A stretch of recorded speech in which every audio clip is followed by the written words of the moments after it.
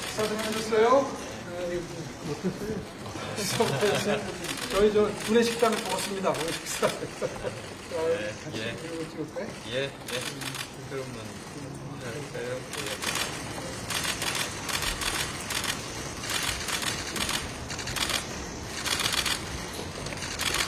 됐나요? 네? 예.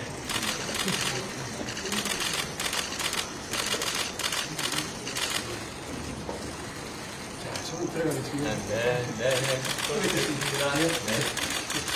고생들 많으셨습니다. 여기 네, 의원님 이쪽으로 이거. 네, 안녕하세요. 저 안철수 캠프 대변인 이효진입니다. 이렇게 또 많은 분들이 참석해 주셔서 정말 감사드리고요. 우리 안철수 의원 그리고 오세훈 시장의 이제 연답이 있었는데요. 먼저 말씀 듣고 시작하도록 하겠습니다. 오세훈 시장님, 가장 첫 말씀은, 저와 정치적 스탠스가 가장 비슷하다. 그 말씀을 하셨습니다. 아마도 중도 확장성에 대해서 말씀을 하시는 것 같습니다. 그리고 정말 이번 선거에서 중도가 중요하다. 양쪽이 똘똘 뭉친 상태에서는 결국은 중도에서 한 표라도 더 가져오는 사람이 이길 수밖에 없는데 결국은 이 중도 확장성이 이 선거의 승패를 좌우한다. 그런 것에서 뜻을 같이 했습니다. 그리고 또 이제 서울의 인공지능에 대해서도 말씀을 많이 나눴습니다. 이미 이제 저 양재동 쪽에 그 AI 연구하고 있는 그런 센터를 만들고 있는데 지금 생각에는 아직 규모가 그렇게 크지가 않기 때문에 좀 더 확장을 하고 싶다. 그런 말씀을 하셨고요. 다행히 또 바로 인접해 있는 성남 쪽에 제가 제 지역구인 서판교 쪽에 카이스트 인공지능 연구원을 이번 11월에 착공하기로 했습니다. 그러니까 아마 거기와 그리고 또 서울시에 있는 일종의 인공지능 지역 허브, 거기가 이제 어떤 연결이 된 형태로 서로 정보도 교환하고 서로 함께 공동 연구도 하고 이런 식으로 함께 협력하는 그런 모델을 만들 수 있지 않나 그렇게 생각을 하고 있습니다. 그리고 또 한 가지 더 말씀을 드리고 싶은 점은 이번 선거는 정말로 중요하다. 그러니까 이번 선거에서 지금 현재 정권 교체율이 여러 여론조사마다 다르지만 50% 정도에 달하지만 지금 이재명 대표 같은 경우는 35% 정도 갇혀있는 그런 경우가 많다. 그 말은 15% 정도 되는 중도 유권자들이 아직도 유보를 하고 계시다. 그러니까 이분들이 정말로 바라는 것, 제가 10년 동안 3당을 계속 하다 보니까 제가 깨달은 것이 중도 유권자가 가장 바라는 것은 바로 그 도덕과 그리고 또 능력입니다. 그래서 그런 점에 있어서 뭐 도덕성에 대해서는 이재명 대표와 저는 비교할 수 없을 정도로 우위에 있고, 그 다음에 능력 면에서도 이런 AI에 대한 그런 생각이라든지 또 AI 산업을 발전시키고 일자리를 만들고 이런 부분, 그 다음에 또 의사 출신으로서 의료 대란을 해결할 수 있는 부분, 이런 부분들에 대해서는 또 비교할 수 없을 정도로 제가 우위에 있다. 또 이런 말씀도 드리고 싶습니다. 혹시 국민의힘 경선 관련해서 또 말씀 나누신 거 있으시죠? 소속과 MBN 이지율 기자입니다. 지금 현재 오늘 8명으로 압축이 됐죠. 그래서 지금 현재 8명이 우선 1차적으로 경선을 해서 4명을 추리고 그 다음에 2명을 추리고 1명을 추리는 그 과정에 대해서는 이미 발표를 해서 아실 거라고 믿습니다. 근데 이런 과정 중에 좀 더 국민들의 흥미를 끌 수 있을 만한 그런 룰이라든지 또는 여러 가지 그 제도라든지 이런 것들 도입이 필요하다는데도 공감을 같이 했습니다. 사실 민주당 같으면 이미 후보가 정해져 있는 것 아니겠습니까? 그러니까 민주당 쪽에 눈을 돌리는 그런 국민들은 거의 계시지 않을 테고 모든 관심이 우리 국민의 힘에 집중될 텐데 이럴 때 이것을 잘 활용해서 국민들의 시선을 모으고 관심을 모으고 그리고 또 기대감을 높이는 그런 것들이 필요하다 이렇게 생각합니다. 한덕수 대행 관련해서는 말씀 나누신 거 있으실까요? 한덕수 대행에 대해서 따로 이야기를 하지는 않았습니다만 그냥 제 의견 말씀을 드린다면 지금 한덕수 대행이 하셔야 될 일이 정말로 많습니다. 지금 현재 국내 경제가 정말로 민생 경제가 파탄 지경이고 그리고 국정이 굉장히 혼란하고 그리고 또 외교적으로도 이제는 각자 도생의 외교가 지금 벌어지고 있는 그런 형편에다가 관세 문제까지 있습니다. 그래서 저는 정말로 아쉽게 생각하는 것이 만약에 이 한덕수 대행이 탄핵을 당하지 않았다면 30일 정도를 벌 수 있었을 겁니다. 미국은 정말로 중요한 것이 4년 동안 대통령 임기가 있다고 한다면 6개월 정도에 전 세계 각 나라마다 그 정책들이 세워지고 그 정책이 일관성 있게 4년 내내 이렇게 갑니다. 그런데 그 귀중한 60일 중에 30일을 탄핵 때문에 일을 하지를 못한 겁니다. 그래서 저는 민주당이 대한민국 국익에 엄청난 손실을 끼쳤다. 저는 그렇게 생각합니다. 그리고 또 제가 말씀드리려고 했던 거를 못 드렸는데, 그래서 이제 나머지 30일이라도, 그 한덕수 대행께서 하셔야 되는 일이, 바로 그 관세에 대한 부분을 포함해서, 뭐라고 할까요? 제가 이렇게 표현하겠습니다. 일종의 저는 미국과 빅딜을 시도를 해보시면 어떨까 하고 제안을 드립니다. 빅딜이라는 게 저는 지난번에 뉴스를 보면서 현대자동차가 31조를 미국에 투자를 하고 백악관에서 환대를 받았지 않습니까? 근데 그게 한편으로 좋기는 하지만 어떻게 보면 우리나라가 각계격파 당하는 것이 아닌가 이런 걱정이 들었습니다. 그래서 각 기업마다 따로 이렇게 접촉하기보다는 오히려 우리나라에서 그 투자 여력이 있는 그런 큰 기업들이 많지 않습니까? 삼성도 있고 SK도 있고 현대도 있고 그리고 또 우리가 미국에서 구입할 수 있는 최신형 전투기들 지금 있습니다. 그러니까 우리가 미국에서 수입할 수 있는 그런 것들 그리고 투자할 수 있는 것들이 굉장히 많은 거죠. 그리고 그것뿐만이 아닙니다. 미국이 또 우리에게 꼭 필요한 것이 있습니다. 미국이 지금 중국에 그 공급망을 차단을 함으로써 이제는 미국 진영에서 정말 그 정상적으로 제대로 그 양에 맞게 메모리 반도체를 공급할 수 있는 나라는 우리나라밖에는 없고 그리고 그 밖에 이제 조선을 포함해서 우리나라가 경쟁력을 가지고 있는 그런 많은 부분들이 있습니다. 그래서 이런 것들을 모두 합쳐서 미국에 제안하는 겁니다. 우리가 이런 것들을 제공해 줄 수 있으니까 그러면 미국도 그에 상응하게 우리에게 줄 수 있는 것들을 제시를 하라고 이렇게 서로 빅딜을 하는 것이 저는 맞다. 오히려 그냥 각계 회사가 그냥 투자만 하고 그걸로 그냥 아무것도 얻지 못하고 그냥 뭐 마감되는 이런 것보다는 저는 그게 훨씬 더 좋은 방법이다. 이렇게 생각합니다. 또 손을 들어주시면. 저 MBC 6년입니다. 그 오세훈 시장을 만나서 대화를 하시는 게 중도 확장성을 높이는데 얼마나 뭐 긍정적인 영향을 받는다고 생각하시는 건지 하나 여쭤보고 싶고요. 예. 또 하나는 앞에서 뭐 약자와의 동행 관련해서 많은 공약들에 대해서 다른 후보들은 받아갖고 가셨었는데 거기에 대해서는 한 말씀 부탁드리겠습니다. 예, 중도 확장성에 대해서는 오세훈 시장과 제가 겹치는 부분이 꽤 많습니다.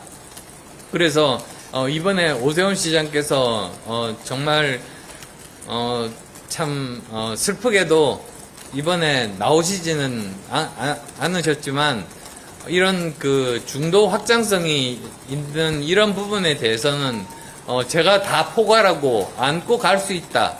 저는 그렇게 생각합니다. 그리고 그게 우리 당의 승리에 굉장히 큰 도움이 될 수 있다는 생각을 하고 있습니다. 그리고 또 오늘 그 점심을 하면서 여러 가지 서울시의 정책이 있지만 그 중에서 이제 제가 받은 3가지에 대해서 하나하나 자세히 설명을 했습니다. 그리고 또 그 부분 중에서도 예를 들어서 사실은 그 이름이 뭐죠? 3번째. 약자 동행지수. 예, 그 약자 동행지수라는 게 사실은 제가 공약을 했던 안심복지와 굉장히 유사합니다. 그래서 그런 것들을 충분히 녹여서 제대로 그 취지에 맞게 저희들은 실행에 옮길 수 있다. 그렇게 생각합니다. 여기 지금 최재훈 기자인데요. 그 중도 합작성 때문에 결국에 관선에서 누가 승리하고 텍스를 구성을 해야 된다 이런 얘기가 있는데 거기에 대해서 어떻습니까? 예, 저는 제가 최종 후보가 된다면 반 이재명을 표방하는 캠프에 대해서는 문호를 활짝 열을 생각입니다. 그래서 한 사람이라도 이렇게 함께 모여서 사실 제일 걱정이 되는 점은 이 점입니다. 지금 현재 국회에서 정말 막강한 권한을 가지고 있는데 행정부까지 이 양쪽 권력을 가지면 그러면 이 법안 거부권도 행사하지 않을 테고 오히려 우리나라를 5년 뒤에 어떤 나라로 만들지는 이재명 후보밖에는 아는 사람이 없습니다. 어떻게 바뀔지 모르겠습니다. 저는 굉장히 불안한 것이 이게 그냥 지금까지처럼 있는 돈 퍼주기로 그냥 이렇게 일관이 돼버리면 우리나라의 그 지금 현재도 높은 국가 부채가 거의 2배로 올라서지 않을까. 결국은 저 남미에서 우리나라보다 잘 살던 그런 선진국이었던 나라들이 지금은 우리나라보다 훨씬 못 사는 후진국이 된 것처럼 우리도 5년 뒤에는 그렇게 되지 않을까. 그런 것이 굉장히 두렵습니다. 그래서 저는 국민들의 균형 감각을 믿습니다. 국민의 균형 감각은 한쪽에 굉장히 큰 권한을 주면 다른 쪽에 그 권한을 주는 것이 맞지 한쪽에다가 그 큰 권한 2가지를 동시에 몰아주시지는 않을 거다. 그렇게 믿고 있습니다. KBS 교수님입니다. 시장님이 안희경 군하고 가장 스탠스가 비슷하다고 얘기하셨다고 하셨는데 구체적인 좀 지지나 연대 가능성에 대해서 좀 얘기하셨나요? 예, 우선 제일 처음 말씀하신 부분이 이제 저와 굉장히 유사점이 많다는 그 말씀을 먼저 하셨고요. 지금 사실은 이번에 출마를 하시지 않으니까 거기에 대해서 어떤 연대면 사실은 정치적인 그런 뭐라고 합니까? 출마자끼리 할 수 있는 게 연대 아니겠습니까? 그러니까 그런 말까지는 하시지는 않으셨습니다.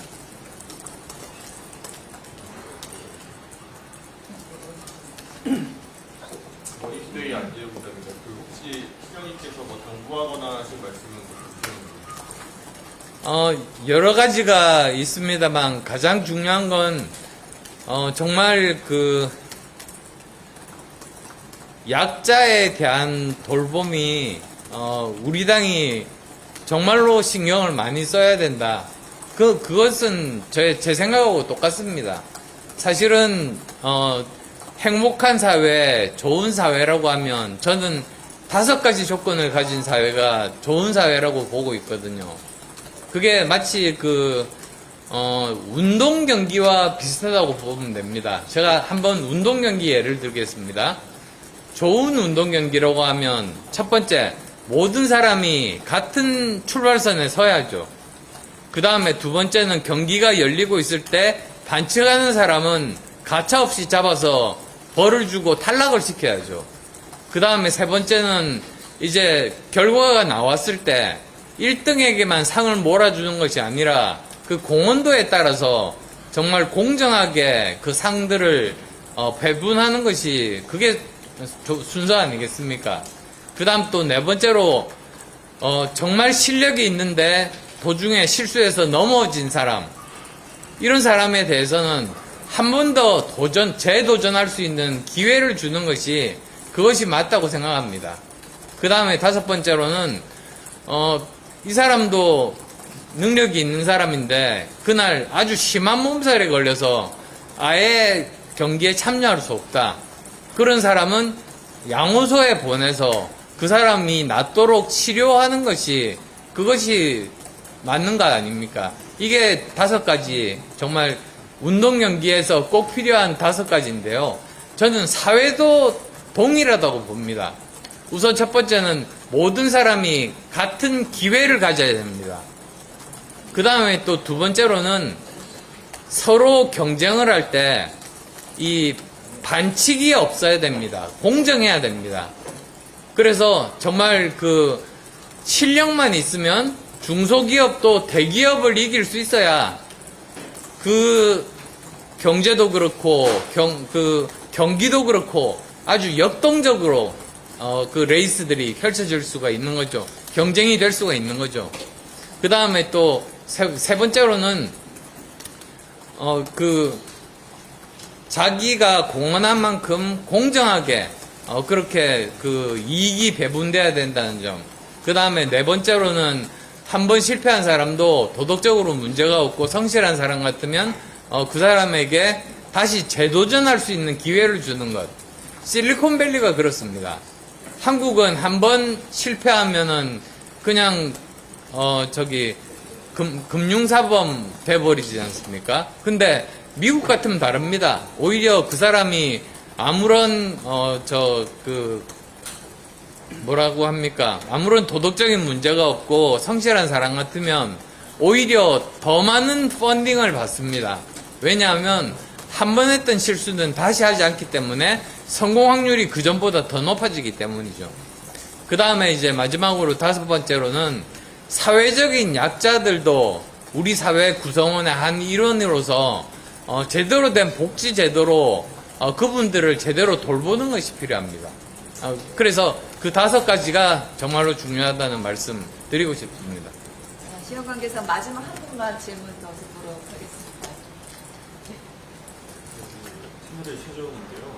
유정국 시장께서 오늘 윤석열 대통령 탄핵 사실상 출장 발언하시는데 혹시 이런 발언에 대해서 어떻게 생각하십니까? 저는 윤 전 대통령께서 여러 가지 고민을 지금 하고 있을 거라고 그렇게 생각합니다. 그래서 어떤 점이 이 당과 그리고 보수의 재건을 위해서 좋은 그런 선택인지 지금 충분히 고민을 하고 계시다고 저는 전해 들었습니다.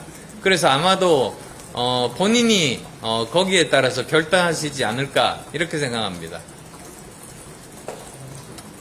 네.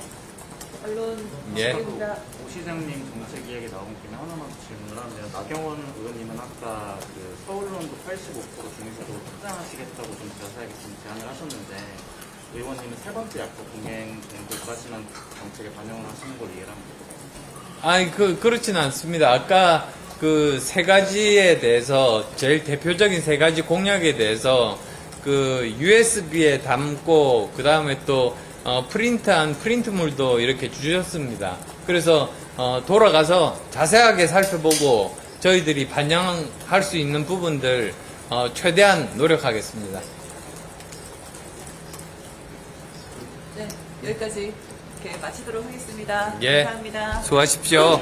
예, 수고하십시오.